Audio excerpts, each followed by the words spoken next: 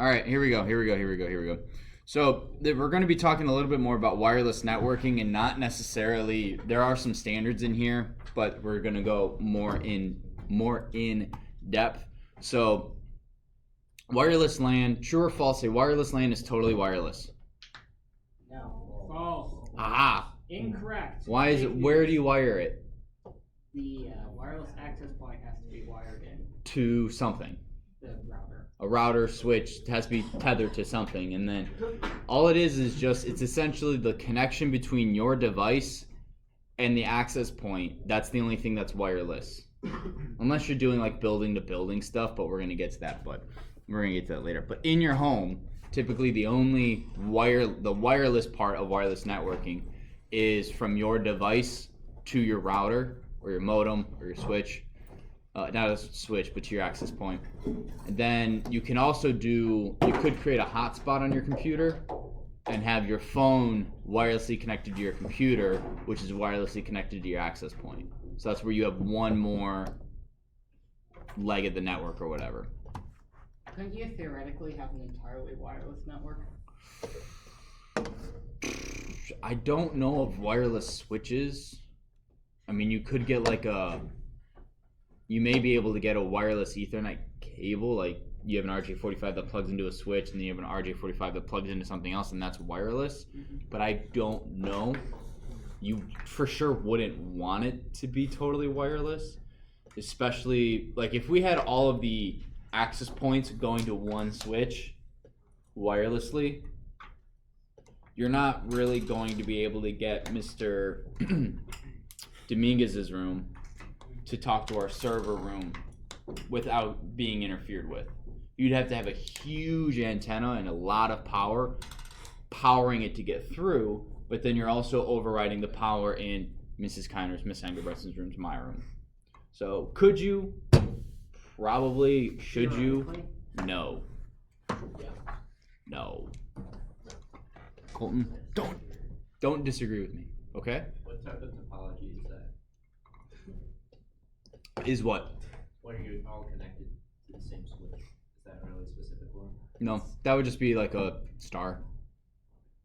No, I was just saying if everything were wireless, you'd have so much interference and it would just not be fun. What if you use between switch talk on a different frequency?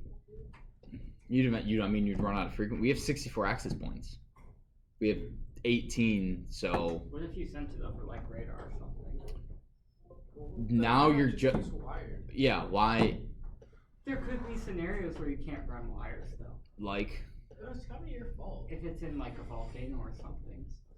Yeah, but then you have. Research station in a volcano. Yeah, no, then you have too much rock and wireless is useless. And you're also dying. Yeah, you're also in a volcano and it's really hot. So, this is basically just talking a little. This is another introduction and talks more about wireless networking. There really isn't too much more that I need to go over. It's just a nice little review.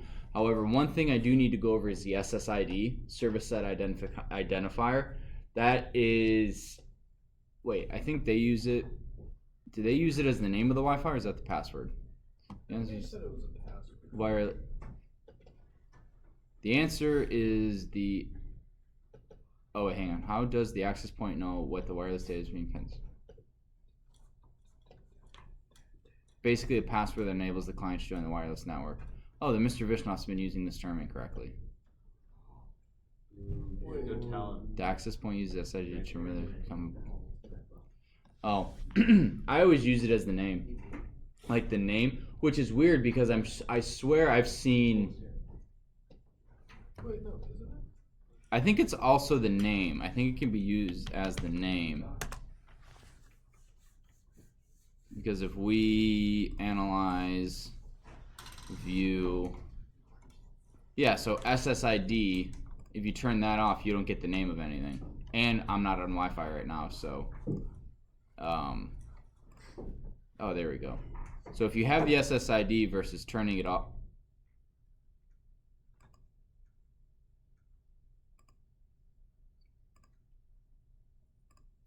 yeah, so none, you don't have anything. So the SSID has to be both. at least according to this. Maybe so Mr. Vishnoff might not be wrong. It might be, I don't know. That's weird between the two.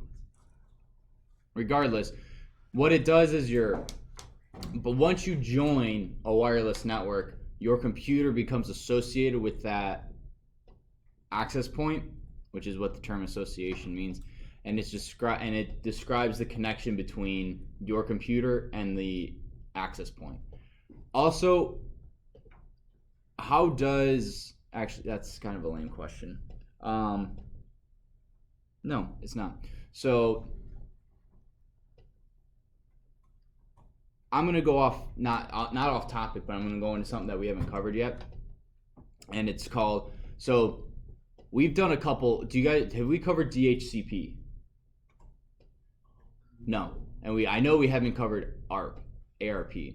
So those two protocols allow a computer with just a MAC address to connect to a router that has an IP address. So I'm not going to quiz you on this chapter, but this is a protocol that you guys need to know, especially if you're doing anything in networking. ARP is Address Resolution Protocol, and DHCP is Dynamic Host Configuration Protocol. DHCP is what hands out IP addresses on a network. So at home, when you guys have yes, Peter? What does the ARP do? I'll get to that. Okay. So Dynamic Host Resolution Protocol, DHCP, what that does is when you set up a network, you can automatically say assign DHCP, basically do a check mark if it has the capability, and what it will do is you can then give it a range of IP addresses, and I can say, for my network, hand out these IP addresses for 6 days within this range. So for example, let's say I'm the router, you guys are all the computers, and I have an address and I have a DHCP range from 10.0.0.1 to 10.0.0.15. So that means I have IP addresses from 10.0.0.1 to 10.0.0.15 to hand out to you guys. So 10.0.1, 10.0.0.2, .3, .4, .5, .6, .7, .8. And as long as you're connected to this network, that's the IP address you will get. You have a IP reservation, and that IP lease reservation. What'll happen is after that time is done, you will get a new IP address sent to you. So if you're not communicating with the AP for 6 days, the next time you join, if your IP lease reservation time is 6 days, you'll get a new IP address.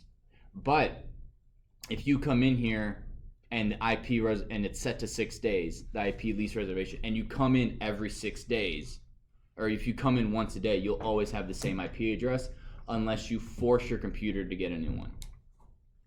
And we do that with IP config, renew, and release. We'll cover that later. Does that make sense to you guys, what DHCP does? Yes. So what's like the lease time for WA? Like for IP? You guys are reserved. So there's an IP lease reservation, which your MAC address gets this IP address, period. So it helps us know that, hey, who's been, in 203, they're complaining of really, really slow speeds, and when we look at our network, we see, oh, this IP address has been downloading something for the last 5 minutes, and it's downloaded 5 gigs. We need to look at that. We can look at the IP address, find the MAC address to your name. So, yeah. You guys understand DHCP, right? Any questions on that? Again, we're going to go over it more, but that's what controls what hands out IP addresses. Now, ARP, Address Resolution Protocol, maps. Which one is it? It's either it matches MAC addresses to IP or it matches IP addresses to MAC addresses, which doesn't sound like a big difference, but specifically on the networking test, it goes ARP does what? Map MAC addresses to IP addresses, map IP addresses to MAC addresses, and then there's 2 other options, and I can never remember which one it is. But it's basically combines. It says, hey, this MAC address is looking for an IP address. Here's an IP address. Boom. So it's address resolution protocol. And so the reason I'm telling you all of that is that in order for the router to have an association with a computer is that it needs the IP address that it's going to give, that it gives that device, and it needs the MAC address that it needs a MAC address that device has, and it matches the 2. Yes. So ARP matches the IP address with the MAC address? Or it matches the MAC address with the IP. Wait.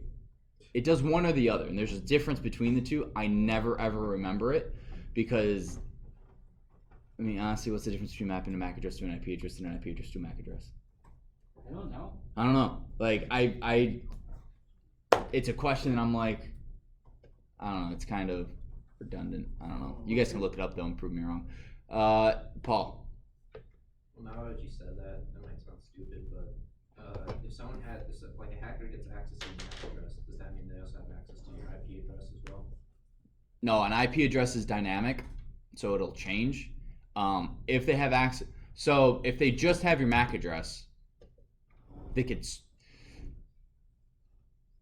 maybe if they so your networking devices, not your computer necessarily, but your router has a table of all the IP addresses connected to it and the associated MAC address. So I guess in theory, if a hacker had your MAC address and somehow got that table, then yeah, they could know your IP address. They could also spoof your MAC address. How'd you do that? I don't know. I am happily ignorant and purposely ignorant on how to do that. Yeah. Why are you looking at me like that? Do you not believe me, Michael? I don't know how to do that. Guys, I don't know how. No, stop winking. Excuse me. So, does that make sense? You need ARP to match a MAC address to an IP address, and then DHCP is what hands out all the available IP addresses. And so you will have times where there's something wrong with my, like, if you set up your DHCP lease range and it's not in the same subnet, you'll have issues and you won't be able to talk. So like you'll set up your network incorrectly. So you do need to know that your DHCP lease range is within your IP, is within your subnet, is within your network. So if you say, and I'm sure there's things to prevent you from doing this, but let's say your router has an IP address of 10.0.0.1 and you give out a DHCP lease reservation range or a DHCP lease range of 192.168.0.0 to 192.168.0.10, you won't be able to communicate because you have a 10.0.0.1 versus a 192.168. So they're not in the same group of IP addresses, so they can't talk to each other. We'll get more into subnets later. You guys are gonna love subnets. You're gonna have to know a lot of powers of 2. Sound like Mr. Max saying you guys are gonna love SIG. No, except SIG. Okay, SIG figs are lame because I never understood them, and I always got those questions wrong in chemistry. And 2, subnetting is actually a really big part of networking. So it's not like this fringe, like whatever. It's you got to be able to set it up. So this is just talking about a wireless bridge. So what this is doing here, these paragraphs, they're basically describing you can have wireless communication between buildings if you use a wireless bridge or wireless antennas. Make sense? Now the thing about that is you do really need to have line of sight. You can't have anything distracted. You can't have anything in the way. Mainly because if you're going from building to building, odds are normal Wi-Fi range is not far enough and you need to boost it somehow. So you have like an antenna or a directional antenna. And because of that, you can't have anything in the way because it's already difficult to send that signal that far. You can't have anything in the way.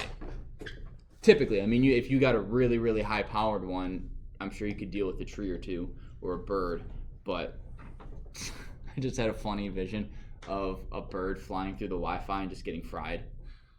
Like, it's super powered, man. It'll fry a bird if it flies in it. The FAA would not be happy about that. No, I'm sure PETA wouldn't either. So you can also have multiple buildings talking to each other, as you have here. Point to multi-point wireless bridge configs. So wireless bridge is essentially, it's bridging two networks together. And it's wireless. So you have your telecommunications tower here sending information one through there, one to building one to building B and building C. This is a diagram, a logical diagram of two buildings being connected together. What would this, as poorly as this drawn, what would this be? What could you call this? What type of map? It's the realistic. Which is No, it's not logical. It's a site map. who said something back there, or was that Joseph? That's a physical. It's a physical map, so this would be more of a physical map. Again, not really, because it's drawn and you typically don't have buildings floating on top of each other unless you're like in Rapture, or not Rapture, In a black hole. New Columbia, BioShock Infinite. Yeah, not one of you I played it. just heard in Colombia, so. Not like in Columbia the country, but like Columbia the city, where in BioShock Infinite. Anyway, this would be a logical map, because again, our bridge is not the same size as our PC, and the distance between our bridges is not 3 PCs long. Well, it could be. Then just throw a patch cable in there. Site survey. This is an important term. This is kind of what you did on Thursday, to where you surveyed the site, right? You guys all walked around and were doing the heat map and all of that, and you guys figured out where there's dead spots, and you figured out, if there were any, where we should put new access points and do all of that. That is a very important thing to do. Obviously, because if you don't, what'll happen? You'll get dead spots and people will call and complain. Exactly, and we don't want people to talk. We don't want to talk to people. I'm totally kidding. It's literally my job to talk to people. So, but as you guys can see, this is exactly what you guys did. You walked around and you monitored, where do we connect? Do we have good speeds, good everything, wherever it is? Yes. Did you say we're doing that again? I mean, some of you guys, I think only one group finished everything, so I may have you guys do whatever floor you didn't do, which is partly why I haven't graded those. But it also just depends on time. Yes. Are we ever gonna Wi-Fi map outside? Can we go on a field trip somewhere and then Wi-Fi map that, please? Oh, you want to take a field trip where? I don't know, we could go to like the zoo. Go to the zoo and what? Yeah, maybe. Could we go? Maybe when it gets warmer. Could we go to a data center? Chick-fil-A. Actually, I know a guy who works at a data center. Yes, you do. I know a guy who works at. Wait, who do you know? Mr. Lagarbo. Oh, yeah, that's who I know. Oh, it's really Yeah, I actually went there. That's a pretty cool place. Yes. I think when we picked up your servers. Yes, we're very Is that where thankful they for our keep all server the cabinet, which came from him. Yes. He actually has donated a significant amount of the equipment. Oh, good for him. and like. All right, I'm losing you guys. Bring it back, or else I'll force you guys to stand. No. Yeah. Getting up and exercise. No, as in like Oh, I feel like you can't sit for the rest of the hour type It's. thing. I'm down. It was very effective for the middle schoolers. So But it isn't an hour, so. I think he threatened that in Python too. what? I think he threatened that in Python too. Yeah, and then everyone listened. Well, as if you didn't push in your chair, and you guys have been pretty good about pushing in your chairs. It's not like every day Maddie's leaving her chair out. Whoa. Only some days. Yeah, only every other day. Okay, so back to this. Some of the things you need to have for a site survey indoor, you need to know where the electrical power is. So one thing you don't want to do is you don't want to have your cables and you don't want to have your access points near a lot of voltage or high voltage stuff. So for example, if you have cable going over, I think these are better because they're now LED and not fluorescent, but I can't remember. Maybe not. Maybe they're worse. But you don't want to have your cables within 6 inches of power if you can help it, because that can mess with transmission. Obviously, because what type of, one sec, Paul. When we are sending signals through an Ethernet cable, what is actually moving? The electrons. The electrons. Movement of electrons does what? Creates a Magnetic field. electromagnetic field, yes. What is electricity? Electrons. Moving, that also create an electromagnetic field. So you have these two forms of electromagnetic interference, and they're talking with each other and interfering with each other. So you just want to make sure that when you're running cable, if you can help it, sometimes you can't. Sometimes there's only one chase through a wall, and you're like, well, I'm not going to drill 6 inches through concrete, so I guess. Paul. Does that also apply to, forget the name of the light, fiber cables as well? Nope. So you can put it right next to. Yeah, the difference is photons are moving as opposed to electrons. Photons aren't really affected by the electromagnetic spectrum or electromagnetic interference. They're part of the electromagnetic spectrum. But the reason why copper and electricity interferes, it's more like the magnetism. So the electrons are being pulled or whatever versus a light photon that's just, it doesn't get affected by gravity. It's not affected by that sort of stuff. Make sense? Except they're affected by gravity, which is an Photons are only affected by huge amounts of gravity, none of which are on Earth. Yeah. I know about light bending. Gravity bending. A design constraint in a chip that's moving at near relativistic speed stuff. Yeah, but we don't have to worry about that right now. So you need to know, one thing you also need to know is where can I actually physically plug in an access point, right? We ran cable to the middle of this room, but if we didn't have an access point, if we didn't have cable ran up there, where would we put an access point? Well, we have them all along the wall, but is that the best place to put an access point? Not really. You also need to know the access point placement, the RF coverage. So where can users move and still have good speeds? Bandwidth supported. What speeds and what locations? So in this classroom, because you guys are downloading a lot and doing a lot of coding, maybe we increase in this area the bandwidth on that AP and we tone it down for everyone else. And significant RF radio frequency interference. So if you're next to a radio or microwaves or cordless telephones and that sort of thing. Outdoor electrical power, connection back to home network, antenna selection. So again, this is more stuff we haven't covered or we wouldn't do right now because we don't have anything outdoor. So this sheet of paper has the map that's on the next page. It has 3 Things. It has the signal strength at 3 distinct points. At point A, point B, and point C. And then it also has the signal strength,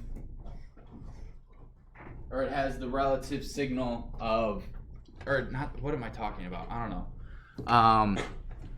A Wi-Fi analyzer. So you're seeing the relative strength of all of the networks together. So here, real quick, I'm going to explain this. A, B, C, D, those are the 4 points in which the user or the tester or the technician checks the Wi-Fi strength. You only check them in 3 though. Only A, B, and C. Did you read this chapter?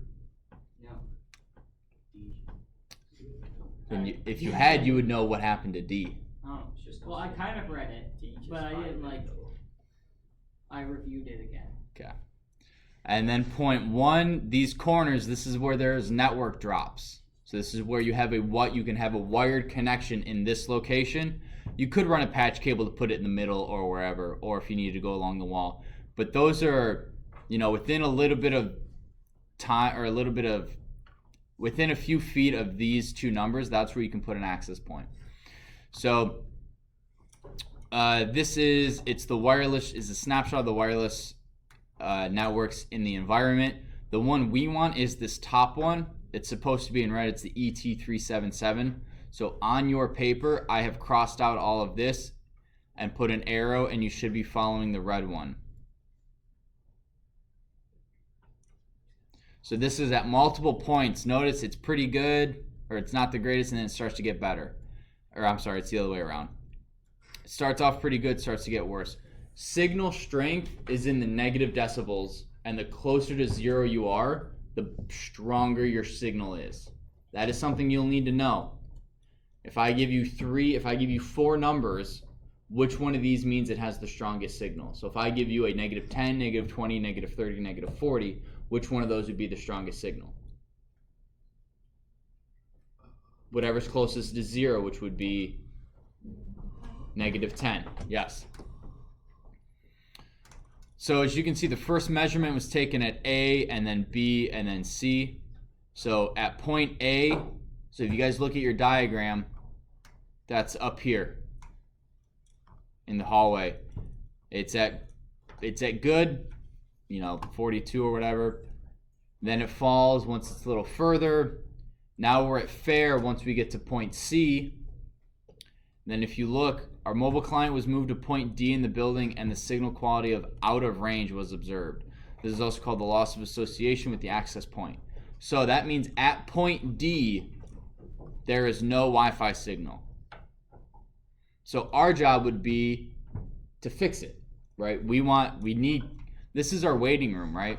This is where people come in, or this is our conference room. People need Wi-Fi in this area.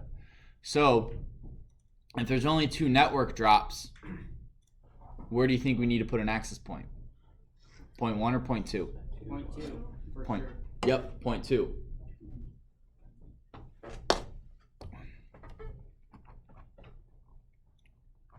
Scroll down.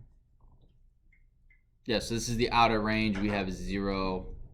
No one's talking to it. So that right there would be something as a network technician. If you're building an infrastructure for a building, let's say there's a new building.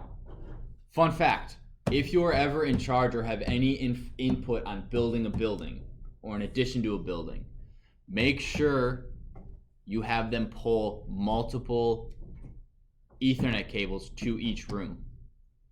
So for a classroom, don't just have them pull 1 cable for 1 access point. Have them pull like 4 for that access point, and then have them pull whatever they would along the wall. The reason that is that to pull 4 cables as a building is being built is a lot cheaper than pulling 3 cables after it's already been built. Yes. When you want to put like conduits in there, wouldn't that be ideal? Conduits where? To every room, to all the different places where You do. need them. Yeah, in order to go up or through a wall, it needs to be in a chase, which is basically a conduit. But you don't want every cable to have its own conduit, because that's just insane. Wouldn't that make it really easy to change up the equipment though? Like upgrade your cables over time? No, because if you have if you have a chase this big, and this could fit, I'm just gonna make up a number, 50 Ethernet cables with no conduit, right? So I have 50 cables. If you have them in conduit, it cuts it down to 30. Yeah. And if you have 90-degree turns, that friction in the turn will prevent you from pulling it. So if you have everything in conduit always, and you're going 90-degree up to go up a wall 15 feet, and then 90, and then you're doing 90 to come down, you won't be able to pull that. So what about if you just had chases going to each place? Wouldn't that make it easy to pull more cables later on? When you say chases to each place, Or like, the tubes that go in the walls. yeah, Can't you pull cables pretty easily through those? typically, sometimes, so every room has to have a chase somewhere in order to. I'll get to you, Paul, in a minute, so you don't have to keep raising your hand. You need a chase to get into any classroom. So every classroom in this building has at least one chase for Ethernet. There's multiple chases, like for a fire alarm. Where's smoke detector? Fire alarm. Oh great, I don't think we have one. Wait, there's a water thing. Yeah, I think the water things detect it. Where's you mean? But the fire alarm, The water things? the fire alarm has to have its own chase. So that's just building fire code. If you have a chase with a red cable in it, you cannot put anything else in there. Just against fire code, because they don't want they don't want interference, and they don't want you to accidentally cut it, because that's an extremely important piece of equipment. And if that breaks, we wouldn't know that there's a fire until like smoke, and then we have to deal with it then. So typically, what you do is you have rings that hang from either truss work, or they're mounted to the side of in the concrete or what have you, and you have cables that just loop, so they're open. So they're not constrained, and so it's easy to pull them. I can actually pull, if they're in those loops, I can pull an entire length of a hallway. So I can be standing on a ladder and pulling, because the cable goes behind me, because it's easier to do it this way than, I feel like, I don't know. So I'll pull it, and it will be 100 feet down the hallway, and it's coming out of the box into the ceiling and being pulled. So by having a chase, you also limit how many things you can put in it. You do need a physical chase to go through walls. You're not supposed to have just free wire going through there. If you have a chase, they want insulation to prevent smoke from a fire to go from one room to another. So yeah, you do have chases through walls. You're supposed to have conduit or a chase through walls. You typically do conduit when you don't want people to mess with it. So if you're in an open area, like for whatever reason, if I had to have conduit going or Ethernet going across the wall, or 2 blocks down from the ceiling, and that's just what I had to do, I would want conduit, because I wouldn't want someone to come up and go snip, haha, thing is broken, whatever it is. So you have conduit to protect it from vandalism a little bit, and again, it helps with a little bit with electromagnetic interference. But if you're running a cable correctly or not, you shouldn't really have that. Paul. So are like cable runs, conduits, and chases integrated into architecture plans, or those Yep. actually have No, they have to be. They have to be integrated. Sometimes you have to make your own. Like I've had to do that, and like, this building, the chase is full. Like I physically can't fit another cable through it. I got to drill my own hole, and I'll just drill, put a cable through, stuff some stuff in there, and you're good. But the reason I say that is because in the science wing, we have realized that we want more stuff connected to our network, and luckily they pulled 2 Ethernet cables for every AP, which helps. But it's dimes to dollars to have them pull it beforehand than it is to do it later. So it may cost an extra $1,000 to have them pull 3 cables to every classroom as opposed to 1. But in just labor of pulling cable, it could be, $20,000 just to pull cable into those areas, because it's so difficult, and you have to find the chases, and you have to know where it is, and you got to make sure it's just, they're already there pulling 1, have them pull 3 or 4. So is that like in the plan, someone pull 2 cables through, or is that just something like you come up with? That's something you tell the electricians as they're pulling the cable and stuff. You say, hey, for every classroom in the diagram, we need to have 4 cables. They can all terminate in the same area. I just need 4 in that spot. I just need 4 per classroom in the ceiling, and then whatever they're going to do along the wall, they can do that as well. Because it's a lot harder to terminate it in the wall. It's like, well, I have a jack of 4 right there, and it's like, well, if there were 6 in there, cool, but like that, it just, if you have them in the ceiling, it's a little easier, because then I can have the flexibility to go down a wall, put another access point, put a camera, put door locks or whatever all on it. Peter. Is it true that you had like several cables fail going to the science wing or something? I heard that somewhere, that you had like cable runs die. You had to pull new ones. I didn't have to pull them. Oh. I've never pulled cable from the STC basement to.